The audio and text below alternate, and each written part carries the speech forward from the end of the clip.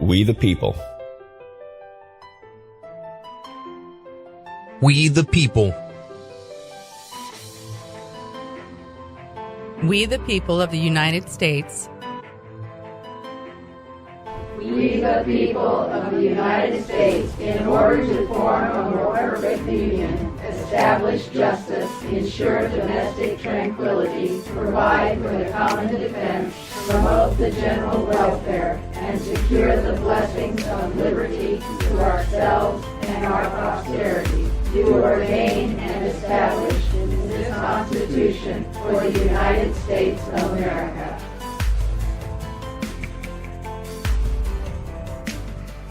In the summer of 1787, 55 men gathered in Philadelphia to consider how to make the government of the United States more perfect.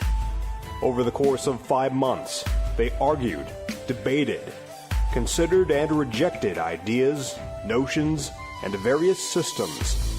In the end, they created the Constitution of the United States, a document predicated on the idea that men can rule themselves by law. This is Constitution Thursday, a time when we look at the history, ideas, arguments, and interpretations of the Constitution, from its original creation to today, and how it affects our lives now.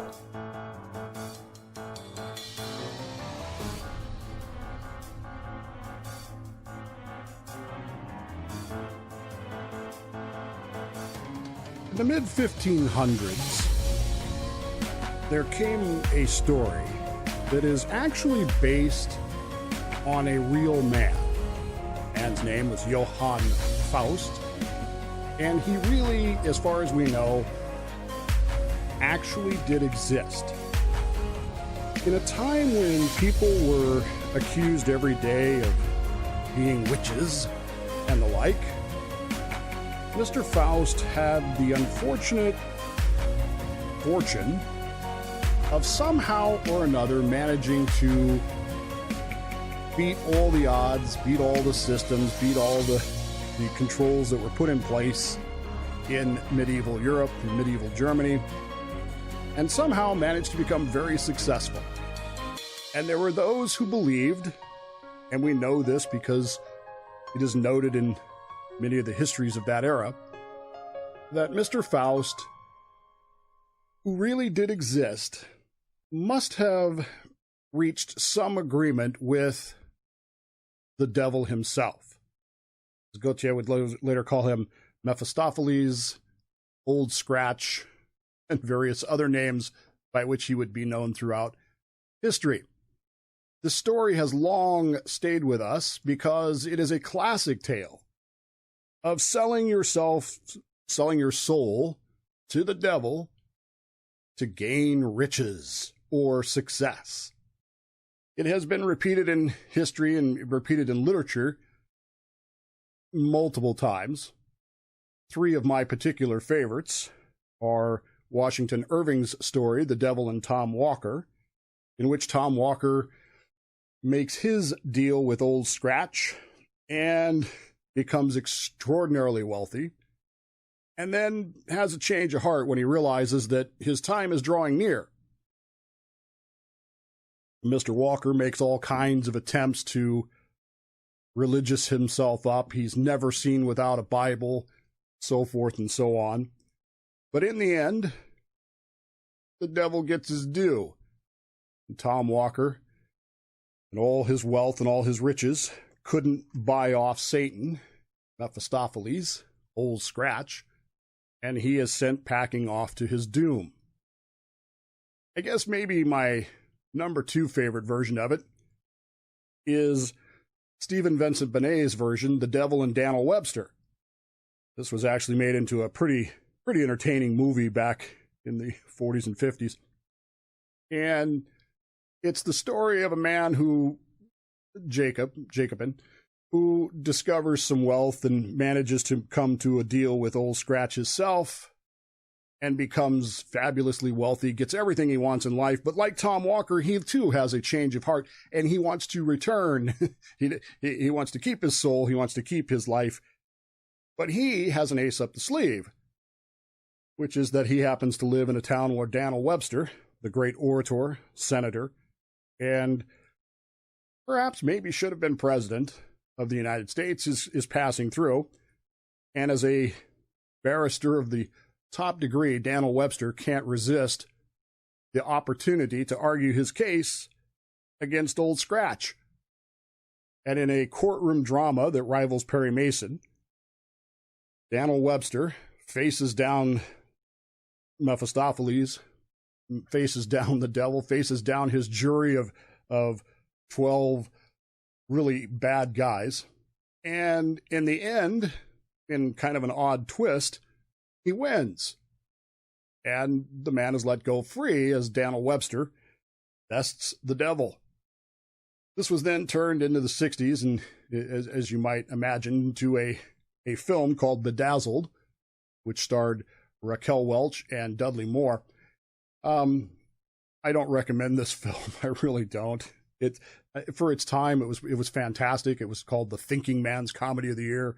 And if you understand 60s British culture, it's a pretty good movie. If you don't, if you think that Austin Powers is making fun of this culture, he's not living in that culture. But if you understand the real culture that day, this is a pretty funny movie, but it's very dated.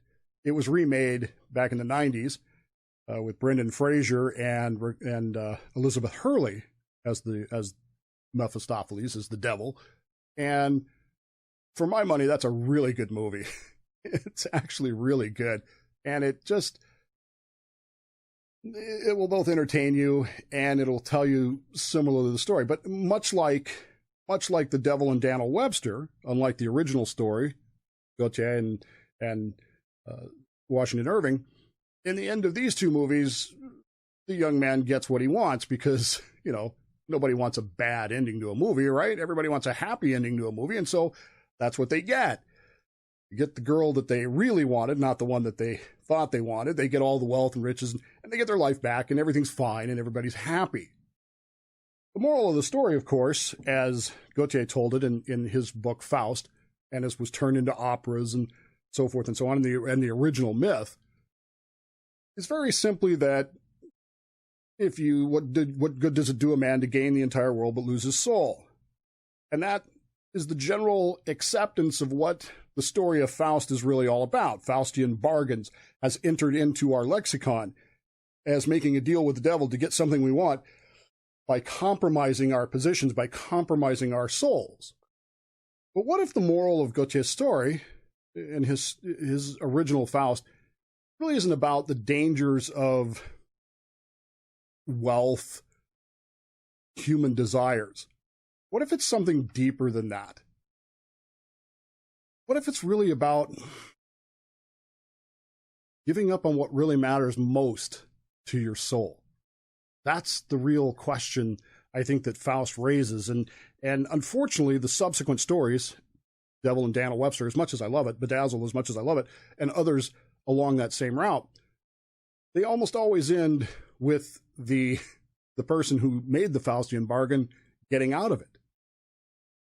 But that's not how it works. That's not really what life becomes, is it?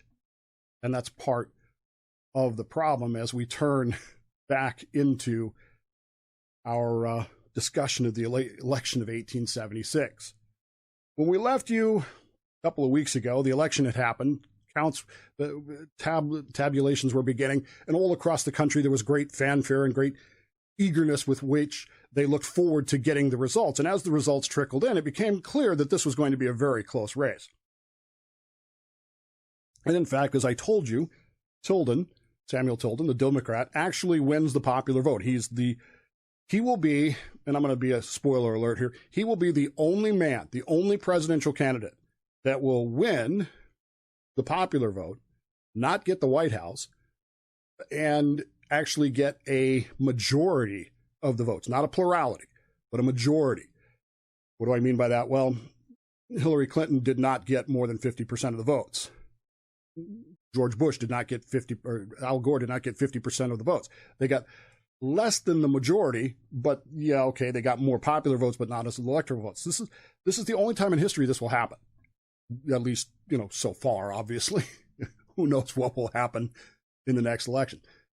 But as they begin to count the votes, things get a little tense and things get a little argumentative. And it becomes obvious that in 4 states, Florida, South Carolina, Louisiana, are pretty obvious. This is where voter suppression is going crazy. This is where people are being killed, as we've talked about. This is where people are being given ballots. They say they want to vote one party, and so they're given a ballot for the other party, and many people are illiterate. They use symbols on the ballots.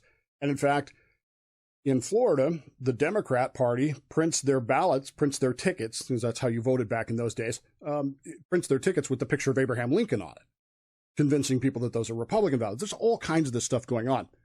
But it's in Oregon that an interesting thing happens. The governor up there is a Democrat governor by the name of Lafayette Grover. This is a great name. Lafayette Grover has the seat of power in the state of Oregon, and he is a stickler.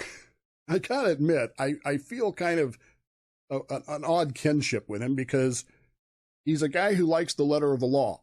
And the letter of the law says very simply, each state shall appoint in such manner as the legislation thereof may direct a number of electors equal to the whole number of senators and representatives to which the state may be entitled in Congress. And then this, what? No senator or representative or person holding office of trust or profit under the United States shall be appointed an elector. It's in Article 2, Section 1. It's still there.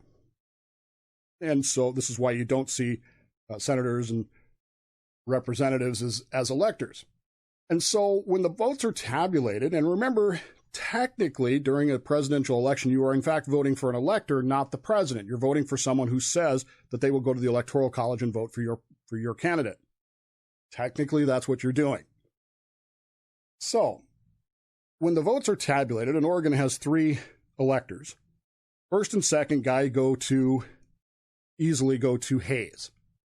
The third guy also goes to Hayes by quite a wide margin. It's really not even close. The problem is he is a postmaster in the state of Oregon. And Lafayette Grover believes that that is technically a person holding an office of trust or profit under the United States. It's United States postmaster.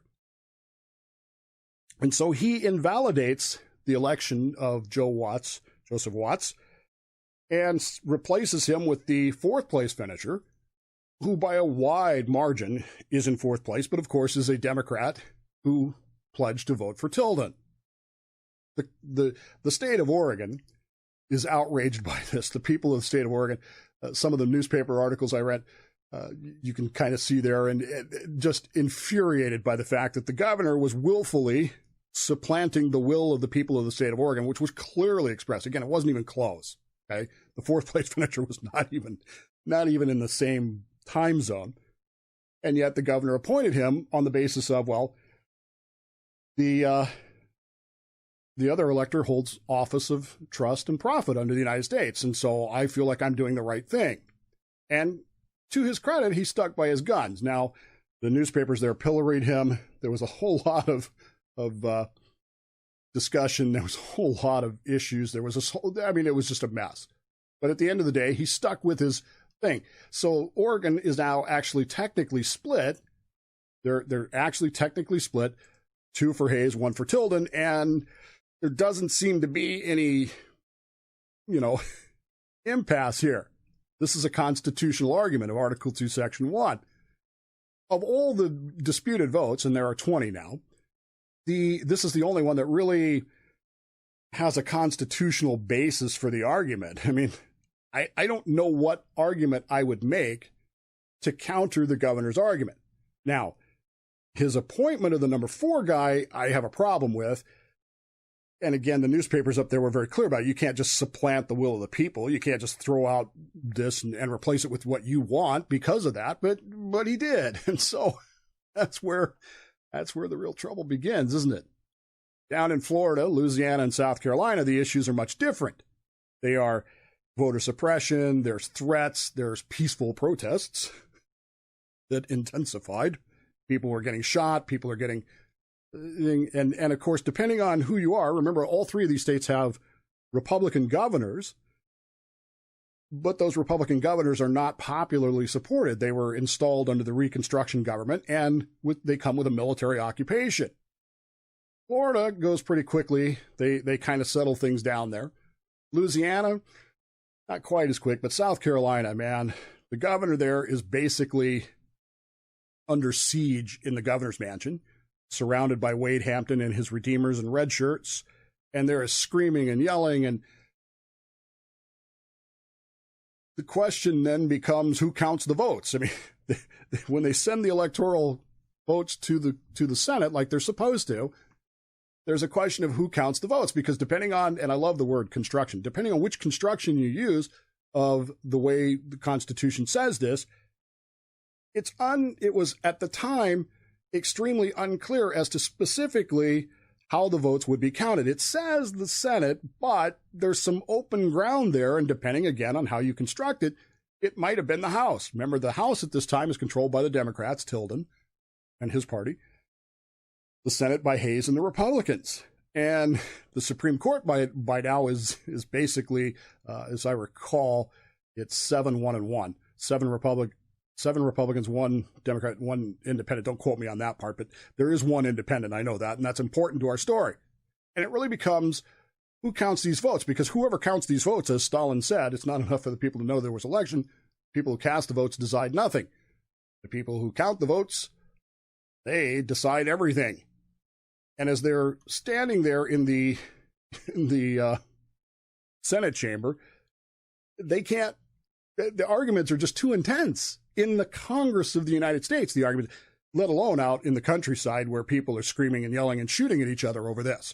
But, we've never been more divided.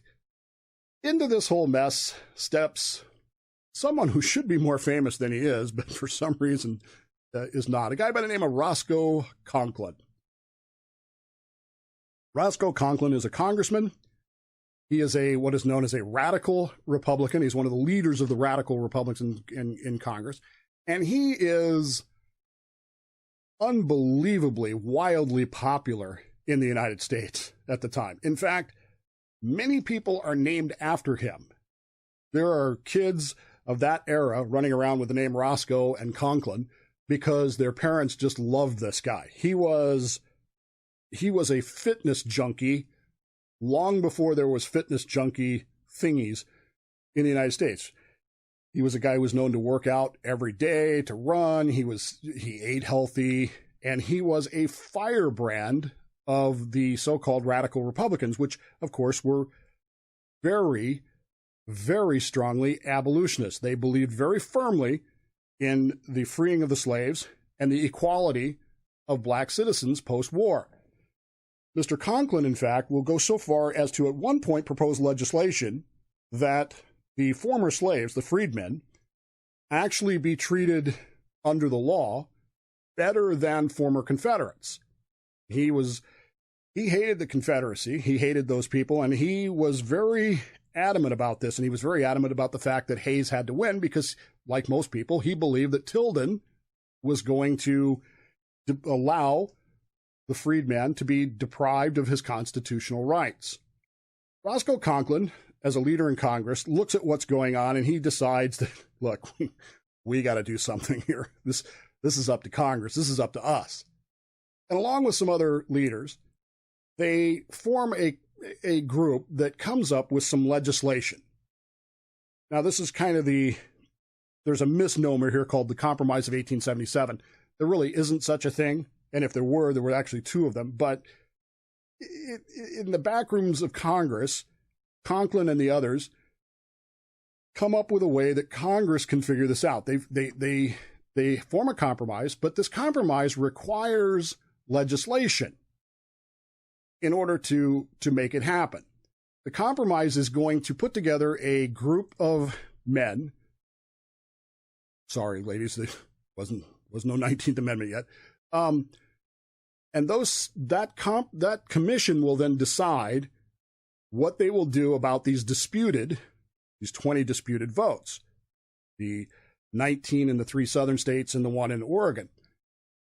There's one last agreement that they agree to as they make the legislation. They draft the bill. They actually write a bill that goes through Congress and eventually becomes law to establish this election commission.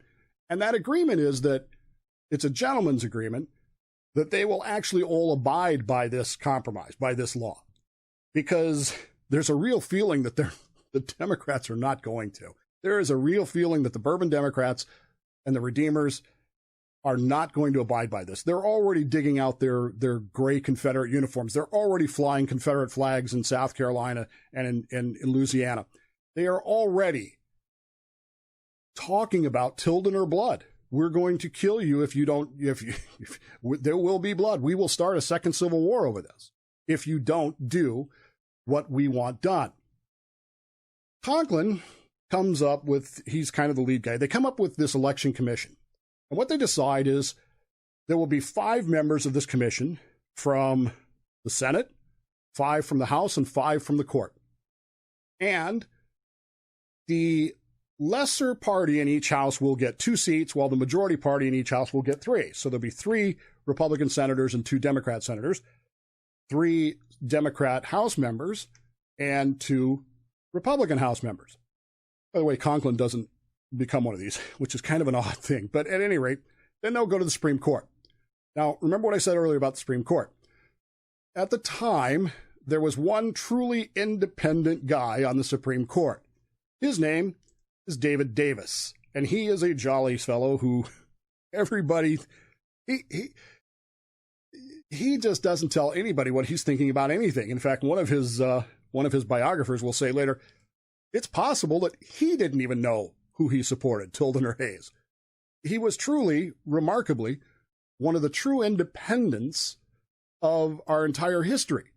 He was a man who did what we all think we want to do, which is take our time, consider all the angles, consider all the rights and wrongs of something, and make a decision.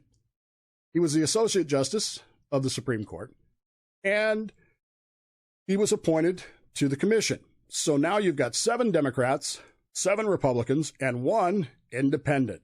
So guess what this guy really is, David Davis, is really the one guy in the entire country who's going to decide who becomes the next president of the United States. The Democrats in Illinois, his home state, think that this is too risky. This won't work. What if he doesn't do what we want him to do? And so they, since they have a Senate seat open, elect him to be the senator from Illinois. So they figure he's already on the commission, so we'll elect him as our new senator. But David Davis, who is, again, truly independent, he's a remarkable man for that, kind of sees through what they do. And he resigns his seat on the Supreme Court on March 4th, 1877, and takes his seat in the Senate the same day.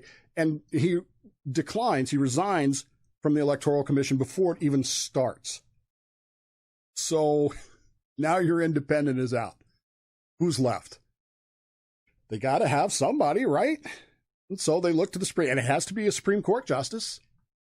And so they look to this guy who they don't really know what's left, Joseph Philo Bradley.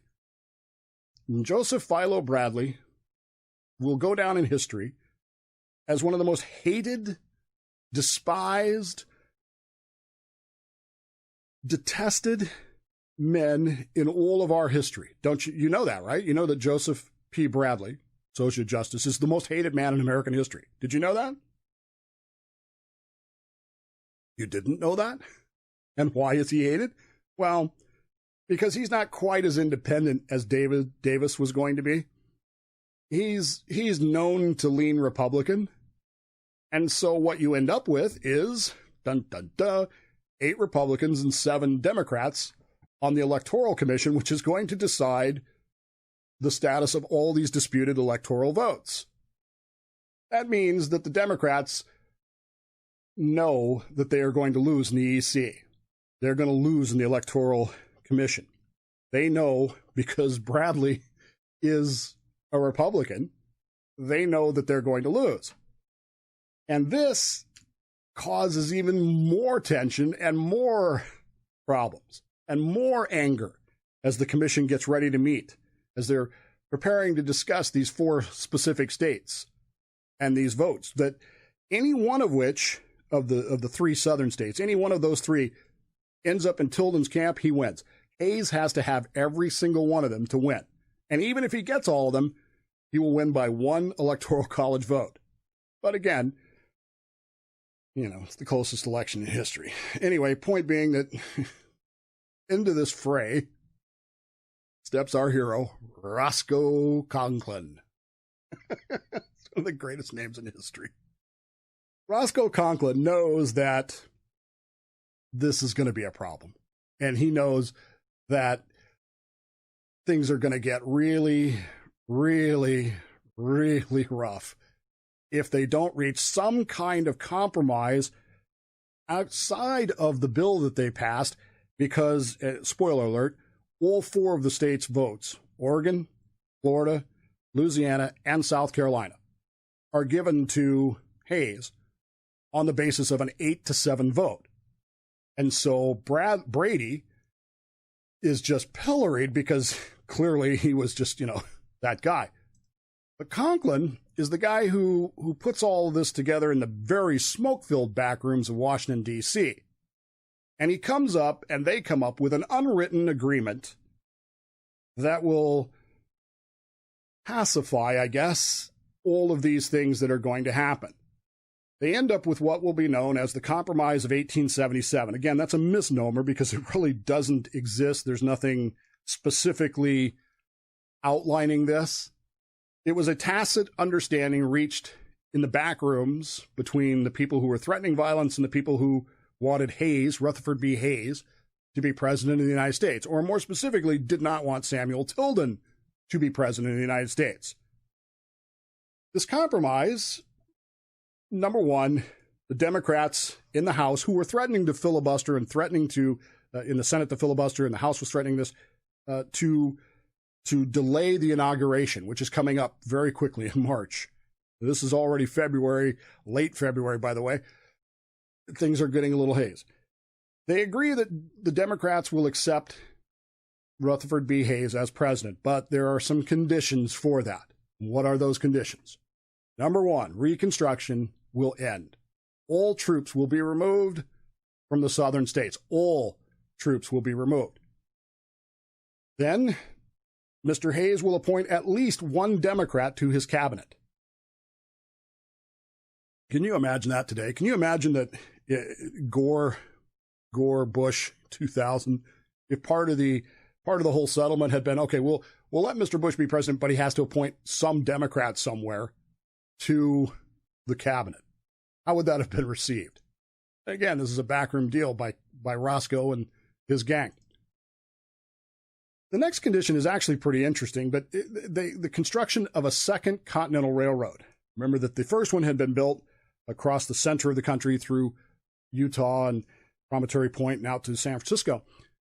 But there was no southern route. And the former Confederate states, the southern states, felt that this put them at a competitive disadvantage when it came to transport of people and goods and the likes of that.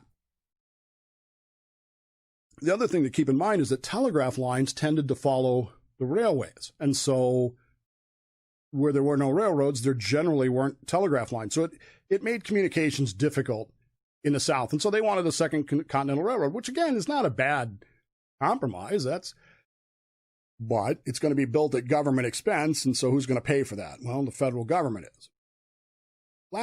Next to last, they wanted legislation to industrialize the southern states. They wanted laws to move industrial base type stuff to the South. You could argue, and many have argued, that one of the reasons that the South lost the Civil War, the Confederacy lost, was because they didn't have an industrial base. And there's some validity to that argument. Well, in the process of this, and some forward thinking that if we have to do this again, because remember, that was a very common thought in those days. The idea was, we need some industrialization down here so that we can compete with the North not just economically, but if need be, militarily. Perhaps, however,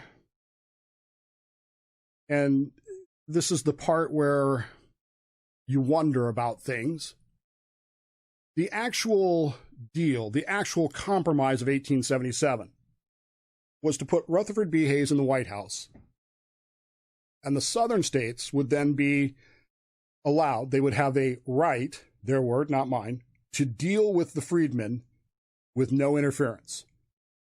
You can read that another way. The southern states would be allowed to deal with the black man however they wanted to, and there would be no interference with that from the north. They would be allowed to get to do whatever they wanted to do. They would be allowed to pass whatever laws they needed or wanted. They didn't really need them, to restore what they believed was the status quo. We talked last week with Carter Glass and others about what they believed that status quo was and how they hated the 15th Amendment and how they hated the idea that the black citizen could be equal to them and how they would never accept that. And in exchange for the White House, Conklin made his deal to put Rutherford B. Hayes in the White House and sell out everything that he actually believed in. There is, in fact, a very famous political cartoon of that era, after the compromise was announced, and I had it. I don't know what I did with it, but I had it with me, and I don't know where I put it. It's a political cartoon of the day in which Mephistopheles is portrayed as Conklin himself. And in the distance behind him, walking off, are Rutherford B. Hayes and a voluptuous woman who is portraying the South. He got what he wanted. He got the White House. He got the Southern support for the White House. But it was a Faustian bargain. The conditions of that bargain were essentially soiling your soul. Not just the soul of Roscoe Conklin or Rutherford B. Hayes, but of everything that they had actually believed in. Rutherford Hayes had been a general running for fighting in the Civil War, remember? He had been a general who was wounded in the service of his country. Conklin had been a man who vehemently was in favor of the 13th, 14th, and 15th Amendments. In fact, he helped push those through. But to put Rutherford B. Hayes in the White House, they were willing to give all of that up. They were willing to sell all that out. The Republicans were willing to accept that the South was just going to go do its thing. They were just going to go be Southerners in order to keep Samuel Tilden out of the White House. Because they knew if Samuel Tilden got in the White House, the South would just go its own way. The Reconstruction would end, the troops would be removed, they would be allowed to pass whatever laws they want. They put Rutherford B. Hayes in the White House, and what did they gain? They gained the power to end the railroad strikes of 1877. They gained the power to do those things that you might think are important, but in reality, they gave up the most important thing, which was the importance of protecting the rights of citizens. Not just that, but they allowed evil and an evil idea to reappear. You understand this? Evil ideas don't disappear. They never go away. They just change their form. The pre-war, the antebellum South, the Confederacy of slavery, where slaves were, they were slaves, folks, let's face it. You can always find an example, a single confirmation bias data point to support your particular position about it, but the reality of it is slavery is evil. And it had to be destroyed at great cost. 300,000 Americans died to destroy slavery. Do you understand that? And that's been replaced. Because evil doesn't disappear, it changes its form. And in this case, it became the lost cause myth. the lost cause, that, the South was right. They were generally fighting for the right things. They just weren't, strong enough. They just weren't able enough. The North cheated, whatever. The idea that somehow or another the Civil War wasn't about slavery. It was about states' rights. Ask anyone who says that, what state right were they fighting for? Because the answer is, and only is, slavery. The right to own other people. That's it. That's all it was. The lost cause myth has led to a scenario where today in this country there are far more Confederate memorials, more memorials to Confederate soldiers, leaders, whatever you want to, statues, whatever, than there are to the men who fought against it. How is that even possible? Except that the lost cause myth has replaced the reality of what really happened. Mephistopheles walked off with Hayes, with his arm around the Southern woman, to become president of the United States. And in the process of doing that, they sold out everything that we had. They sold out the whole thing. And the question you're left with was Mephistopheles right? In Goethe's book, Faust, Mephistopheles says to him near the end of the book, I'm not going to I don't have time to go through the whole story of Faust, but near the end of the book, and in the end, you are exactly what you are. Put on a wig with 1,000,000 curls, put on the highest heeled boots on your feet. Yet you remain in the end just what you are. Isn't that scary?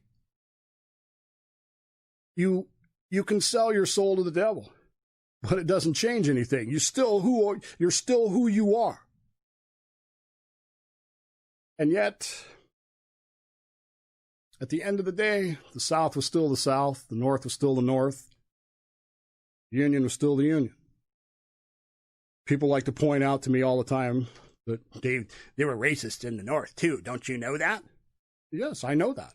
I know that there are racists today. But at some point, you have to set aside your own biases and your own personal opinions, and you have to sacrifice for what you know is right. I have no doubt whatsoever that if I were to actually be able to talk to my great-grandfather, I would find racist ideas and racist ideologies in his beliefs. He's from Arkansas, for God's sake. But I also know that he served the Union because he knew what was right, and he knew what had to be done. And he had not met with Mephistopheles and promised his soul for what? And in the end, 300,000 men died. 1,000,000 or more injured, wounded. To end slavery. To restore rights to men who deserved it. Am I not a man and a brother, says the famous cartoon?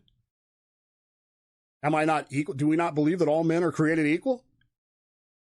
The Confederacy did not believe that. They said over and over again they did not believe that. They still say that. But the lost cause myth, the deal with Mephistopheles, the Faustian bargain that we made to put Rutherford B. Hayes in the White House, ended our willingness to support that. Within a generation of Rutherford B. Hayes being elected president of the United States, Jim Crow laws, which would literally reach their apex with the Virginia Convention, the new Virginia Constitution in 1902, within a generation, the Jim Crow laws were everywhere. And blacks were disenfranchised. Blacks were excluded from daily life in this country. All the rights that had been sacrificed for were done away with. To put Rutherford B. Hayes in the White House, Conklin, the abolitionist, was willing to sell his soul for the sole purpose of putting Rutherford B. Hayes in the White House. He gave up on everything he worked for in his life. Everything he stood for, he gave up because he's not Tilden. Evil ideas don't disappear. They just change their form, just like the devil herself in Bedazzled. Elizabeth Hurley changes forms and does so in the other stories as well. Was Mephistopheles right? Are we going to be just what we were? Are we always going to be that? Lincoln, in his first inaugural address, said, "We are not enemies, but friends. We must not be enemies. Though passions may have been strained, it must not break our bonds of affection. The mystic chords of memory will swell when touched again, as surely they will be, by the better angels of our nature. We sold out. As a nation, we sold out. As a nation, we gave up. As a nation, we allowed Mephistopheles to take our soul. We allowed the devil, the lost cause myth. We allowed them to steal from us what we had so dearly paid for. In the end, it's up to us to find the better angels of our nature. Even today, 144 years later. Or will we always be what we were? That's really the only question. And as you watch what's happening in our streets today, as you watch what's happening in our nation today, as you listen to people say, we've never been more divided, ask yourself that question. Who was right? Mephistopheles or Lincoln? Because that's really the only question left from the 1876 election. We have the courage to stand up for what we know is true and what is right. We sell our souls for a little bit of power today.